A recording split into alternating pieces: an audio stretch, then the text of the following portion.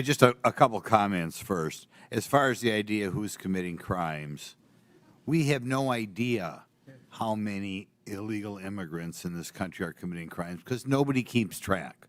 Okay, if I go to a prison or a jail in Wisconsin with, I don't know, 1,500 inmates, and I ask how many of these people are here illegally or how many are citizens of another country, nobody will know the answer to that question. So that's why we don't have hard facts on how many crimes people committed. The other thing I like to point out is every year in this country, about 850,000 new people from other countries are sworn in as American citizens. I don't know of Donald Trump ever talking about reducing that number. Maybe he should reduce that number, but I've never heard him talk about reducing that number.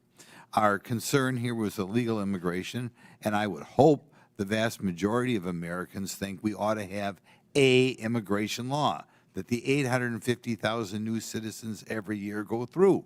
But if we're going to have an immigration law, it means we have to do something with the people who try to become permanent residents without going through the proper structure. Now, I think part of our problem here is we have a lot of people who don't understand why we have an immigration law at all. And I want to ask all four of you as I go down, we go down the row here, do you believe the United States should have an immigration law, or do you believe that just anybody should be able to show up and come in? And we'll start with Mayor Adams there.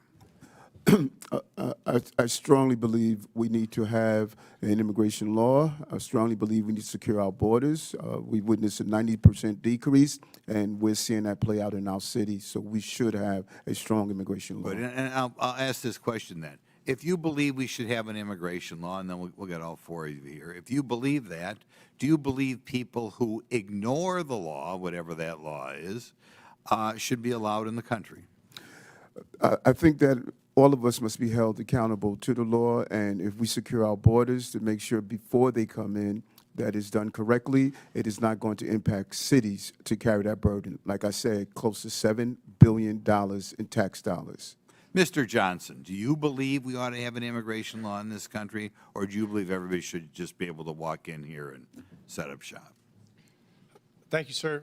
I do believe we should have an immigration law. I do believe we should have secure borders. I do believe we should fix our asylum process. I do believe we should let dreamers get access to permanent citizenship. Okay, then the question is, if somebody ignores that law and comes in this country, do you believe whoever, ICE or Border Patrol or anybody, should spin them around and send them out, or can they just ignore the law and because they, however, cross the Rio Grande, overstating a visa, whatever, are here? Do you believe that we ought to do something to the people who are ignoring the law? Thank you, sir. In the case of the folks we're seeing, they are coming here because they are claiming asylum. When they claim asylum, they then have a right to a day in court to see if that asylum claim is valid. The question is, though, if I come in this country and stay here, and I have not gone through any formal process to become a citizen or to be a visa, legal visa or whatever, should we kick that person out? The folks that we're serving, sir, are trying very hard to navigate that legal process. It's often a 7-year wait for a court date when they arrive to this country, so part of it is the backlogged administrative need at the border. Every month under President Biden, at least the statistics I have, 30 to 40,000 people, what are called gotaways, came across the southern border, didn't ask for asylum, didn't ask for anything. Do you believe that people who just come across that way should be escorted out of the country, or do you believe just because they ran between the designated checkpoints that they, as the result, get to stay here forever? Again, sir, we're serving folks who are seeking asylum or have status, well, of course, like temporary protective status. You wouldn't even know that. Or CBP-1. Okay, next, Mayor Johnson, buddy from Chicago. What do you think? Should we have an immigration law in this country, or should anybody who comes here just be able to stay here? I do support the bipartisan legislation that was passed out of the Senate for comprehensive immigration reform. No, that's not answering the question. Right now, people are breaking the law. Do you believe the United States should have an immigration law? As far as I know, every country in the world has an immigration law.